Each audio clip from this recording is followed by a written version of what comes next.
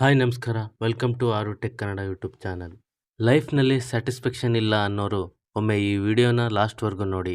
ಈ ಒಂದು ಸ್ಟೋರಿ ನಿಮ್ಮ ಎಂಟೈರ್ ಲೈಫನ್ನೇ ಚೇಂಜ್ ಮಾಡೋಕ್ಕೆ ಸಹಕಾರಿಯಾಗುತ್ತೆ. Let's start the video. ಕಾಗೆ ಒಂದು ಮರದ ಕೊಂಬೆ ಮೇಲೆ ದುಃಖದಿಂದ ಅಳ್ತಾ ಕೂತ್ಕೊಂಡಿರುತ್ತೆ. ಆಗ ಅದೇ ಮರದ ಕೆಳಗೆ ಕೂತ್ಕೊಂಡಿರೋ ಒಬ್ಬ ಸನ್ಯಾಸಿ ಆ ಕಾಗೆನ ಯಾಕೆ ಅಳ್ತೀಯ ಅಂತ ಪ್ರಶ್ನೆ ಮಾಡ್ತಾನೆ. ಆಗ ಆ ಕಾಗೆ ದುಃಖದಿಂದ, ನನಗೆ ಈ ಜೀವನದ ಮೇಲೆ ತುಂಬ ಬೇಜಾರಾಗ್ತಿದೆ.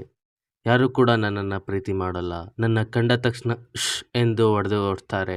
ಈ ಥರ ಜೀವನ ಮಾಡೋದಕ್ಕಿಂತ ಸಾಯೋದೇ ವಾಸಿ ಅಂತ ತನ್ನ ನೋವನ್ನು ಹೇಳ್ಕೊಳ್ಳುತ್ತೆ.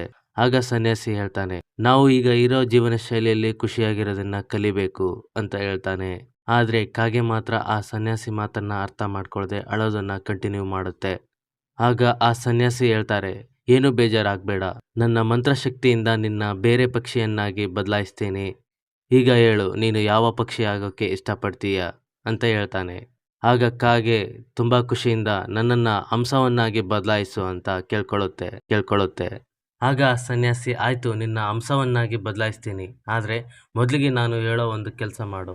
ಅದೇನೆಂದರೆ, ಹಂಸದ ಹತ್ರ ಹೋಗಿ ಅದು ಅದರ ಜೀವನದಲ್ಲಿ ಎಷ್ಟು ಖುಷಿಯಾಗಿದೆ ಅಂತ ತಿಳ್ಕೊಂಡು ಬಾ. ಅಲ್ಲಿಯವರೆಗೂ ನಾನು ನಿಂಗೋಸ್ಕರ ಇಲ್ಲೇ ಕಾಯ್ತಿರ್ತೀನಿ ಅಂತ ಹೇಳ್ತಾನೆ. ಕಾಗೆ ಕೂಡಲೇ ಅಲ್ಲಿಂದ ಖುಷಿಯಿಂದ ಒಂದು ಹಂಸ ಕೆರೆಯಲ್ಲಿ ಈಜಾಡ್ತಾ ಇರುವಲ್ಲಿಗೆ ಕಾಗೆ ಬರುತ್ತೆ. ಬಂದು, ನೀನು ಎಷ್ಟು ಸುಂದರವಾಗಿದ್ದೀಯಾ, ಹಾಲಿನಷ್ಟೇ ಬಿಳಿ ಬಣ್ಣ ನಿಂದಾಗಿದೆ, ಎಲ್ಲರೂ ನಿನ್ನ ಇಷ್ಟಪಡ್ತಾರೆ, ನೀನು ಖಂಡಿತ ಈ ಪ್ರಪಂಚದಲ್ಲಿ ಖುಷಿಯಿಂದ ಇರುವ ಪಕ್ಷಿ ಅಲ್ವಾ ಅಂತ ಕೇಳುತ್ತೆ.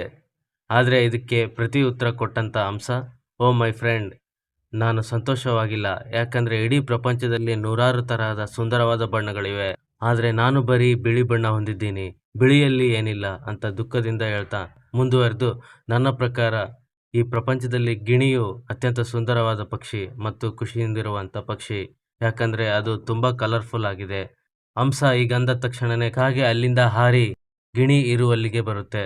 ಗಿಣಿ ಇರುವಲ್ಲಿಗೆ ಬಂದು, ಓ ಗಿಣಿಯೇ, ನೀನು ತುಂಬ ಕಲರ್ಫುಲ್ ಮತ್ತು ಬ್ಯೂಟಿಫುಲ್ ಆಗಿದ್ದೀಯಾ, ನೀನು ನಿಜಕ್ಕೂ ಈ ಪ್ರಪಂಚದಲ್ಲಿ ಅತ್ಯಂತ ಸಂತೋಷದಿಂದ ಜೀವಿಸ್ತಿರೋ ಅಂಥ ಪಕ್ಷಿ ಅಂತ ಅನ್ನಿಸ್ತಾ ಇದೆ ಅಂತ ಹೇಳುತ್ತೆ.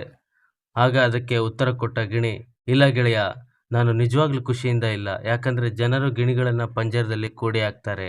ಯಾರು ಯಾವಾಗ ಬೇಕಾದರೂ ನನ್ನನ್ನು ಹಿಡಿದು ಪಂಜರದಲ್ಲಿ ಕೂಡಿ ಹಾಕ್ತಾರೇನೋ ಅನ್ನೋ ಭಯದಲ್ಲೇ ನಾನು ದಿನಾಲೂ ಜೀವಿಸ್ತಾ ಇದ್ದೀನಿ. ನನ್ನ ಪ್ರಕಾರ ನವಿಲು ಈ ಜಗತ್ತಿನಲ್ಲಿ ಸುಂದರವಾದ, ಕಲರ್ಫುಲ್ ಆದ ಮತ್ತು ಹ್ಯಾಪಿಯೆಸ್ಟ್ ಆದ ಬರ್ಡ್ ಅಂತ ಹೇಳುತ್ತೆ. ಈಗಂದ ತಕ್ಷಣನೇ ಕಾಗೆ ಅಲ್ಲಿಂದ ಹಾರಿ ನವಿಲನ್ನು ಹುಡುಕ್ತಾ ಹೋಗುತ್ತೆ. ಕೊನೆಗೆ ನವಿಲು ಒಂದು ಝೂ ಒಳಗಡೆ ಸಿಗುತ್ತೆ. ಝೂನಲ್ಲಿ ತುಂಬ ಜನ ನವಿಲನ್ನು ನೋಡ್ತಾ ನಿಂತಿರ್ತಾರೆ.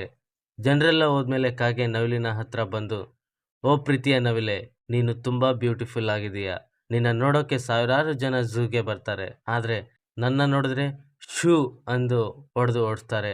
ಹಾಗಾಗಿ ನಂಗನ್ನಿಸ್ತೆ ನೀನೇ ಈ ವರ್ಲ್ಡ್ನಲ್ಲಿ ತುಂಬ ಬ್ಯೂಟಿಫುಲ್ ಮತ್ತು ಹ್ಯಾಪಿಯೆಸ್ಟ್ ಬರ್ಡ್ ಅಂತ.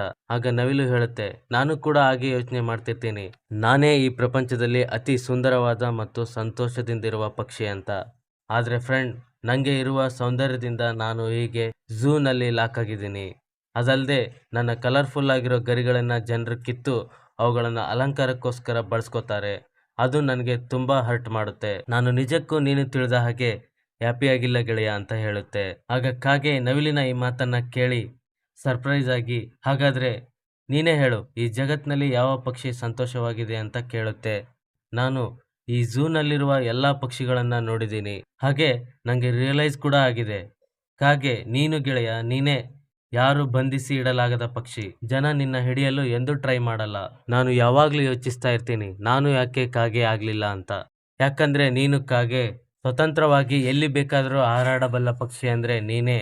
ಹಾಗೆ ಯಾರ ಬಲೆಗೂ ಬೀಳದೆ ಸಂತೋಷಕರವಾಗಿ ಹಾರಾಡ್ತಾ ಜೀವಿಸ್ತಾ ಇರೋವಂಥ ಪಕ್ಷಿ ಅಂದರೆ ನೀನೇ ಕಾಗೆ ಗೆಳೆಯ ಅಂತ ಹೇಳುತ್ತೆ. ಇದನ್ನ ಕೇಳಿದ ತಕ್ಷಣನೇ ಸಂತೋಷದಿಂದ ಕಾಗೆ ಸನ್ಯಾಸಿ ಇರೋಲ್ಲಿಗೆ ತನ್ನ ಬಗ್ಗೆ ಖುಷಿಯಿಂದ ಹಾರಾಡ್ತಾ ಬರುತ್ತೆ. ಬಂದು, ಓ ಸನ್ಯಾಸಿಯೇ, ನನಗೆ ಯಾವ ಬೇರೆ ಪಕ್ಷಿ ಆಗುವುದು ಬೇಡ, ಬೇರೆ ಪಕ್ಷಿಗಳಿಗೆ ಹೋಲಿಸಿದರೆ ನಾನು ತುಂಬ ಸಂತೋಷವಾಗಿ ಮತ್ತು ನೆಮ್ಮದಿಯಿಂದ ಇದ್ದೀನಿ.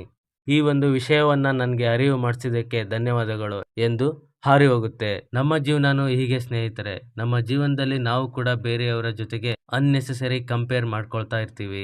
ಅದರಿಂದ ನೋವನ್ನು ಕೂಡ ಅನುಭವಿಸೋದರ ಜೊತೆಗೆ ದುಃಖಕ್ಕೆ ಒಳಗಾಗ್ತೀವಿ. ಹಾಗೆ ಇರೋ ನೆಮ್ಮದಿನ ಕೂಡ ಕಳ್ಕೊಂತೀವಿ. ಅದು ನಮ್ಮ ಮೇಲೆ ಹಾಗೂ ನಮ್ಮ ಜೀವನದ ಮೇಲೆ ದುಷ್ಪರಿಣಾಮ ಬೀರುತ್ತೆ. ಹಾಗಾಗಿ ನಾವು ಈಗ ಹೇಗಿದ್ದೀವೋ ಅದರ ಬಗ್ಗೆ ಖುಷಿಯಿಂದ ಇರೋದು ಒಳ್ಳೆಯದು. ನೀವೇನಾದರೂ ಇತರರೊಂದಿಗೆ ನಿಮ್ಮನ್ನು ಕಂಪೇರ್ ಮಾಡಿಕೊಂಡ್ರೆ ನೀವು ಎಂದಿಗೂ ಸಂತೋಷವಾಗಿರೋಕ್ಕೆ ಸಾಧ್ಯ ಆಗೋಲ್ಲ. ಸೊ ಯಾವ ವ್ಯಕ್ತಿ ತಾನು ಈಗ ಇರೋವಂಥ ಒಳ್ಳೆಯ ಸ್ಥಿತಿಯ ಬಗ್ಗೆ ತೃಪ್ತಿ ಹೊಂದಿರ್ತಾನೋ ಅವನೇ ಈ ವರ್ಲ್ಡ್ನಲ್ಲಿ ಹ್ಯಾಪಿಯೆಸ್ಟ್ ಮತ್ತು ಬ್ಯೂಟಿಫುಲ್ ಪರ್ಸನ್ ಆಗಿರ್ತಾನೆ. ಇವತ್ತಿನ ಈ ವಿಡಿಯೋ ಇಷ್ಟ ಆದರೆ ಲೈಕ್, ಕಮೆಂಟ್, ಶೇರ್ ಮಾಡೋದನ್ನು ಮರಿಬೇಡಿ. ನಮಸ್ಕಾರ.